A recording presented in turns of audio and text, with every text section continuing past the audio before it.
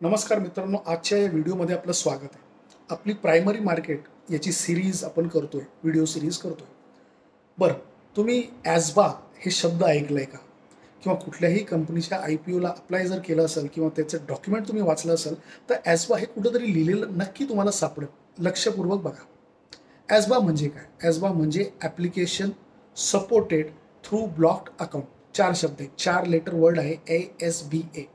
काय कन्सेप्ट आहे नक्की? सोप्या भाषेत समजून सांगतो. याच्या अगोदर जेव्हा कंपनी स्वतःचे नवीन शेअर्स मार्केटमध्ये विकायला काढायचे, तर तेव्हा ते एक ॲप्लिकेशन फॉर्म प्रिंट करायचे. खूप सारे फॉर्म्स ते प्रिंट करायचे आणि ते फॉर्म्स लोकांपर्यंत पोहोचावे म्हणून त्यांचे डिस्ट्रीब्युटर असायचे, बँकर असायचे. सगळ्यांमार्फत हे फॉर्म त्यांच्यापर्यंत पोहोचायचे.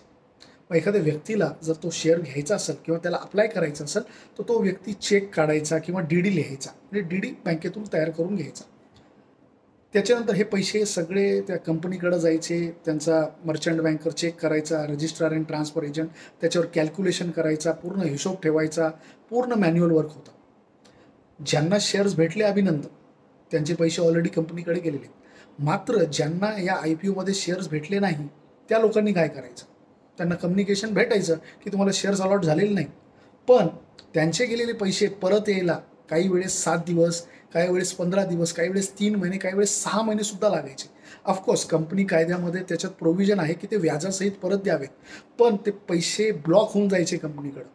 काही लोकांची चिडचिड व्हायची, काही कंप्लेंट्स पण रेज व्हायच्या. काही वेळेस चेक कंपनीने पाठवला, पण तो मध्येच पोस्टात गहाळ व्हायचा.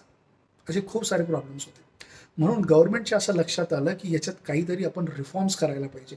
गव्हर्नमेंटनी असं रिफॉर्म आणलं ज्याला आपण ॲस्बा म्हणतो. याच्यात कन्सेप्ट अशी आहे, तुम्ही Google पे वापरत असाल, फोनपे वापरत असाल, पेटीएम वापरत असाल किंवा भीम UPI ॲप वापरत असाल, या प्रत्येक ॲप्लिकेशनला तुमचा एक सेपरेट UPI ID असतो. बघा, तुमचं नाव असेल @OKHDFC बँक, @OKSBI, याला UPI ID असं म्हणतात.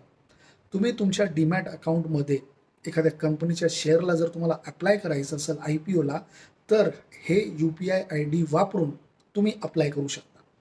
याच्यात होतं असं की जेव्हा तुम्ही अप्लाय करता त्या कंपनीच्या IPOला, ते पैसे तुमच्या बँक अकाउंटमध्येच राहतात, फक्त ब्लॉक होऊन जातात, अकाउंटमधून कट होत नाही.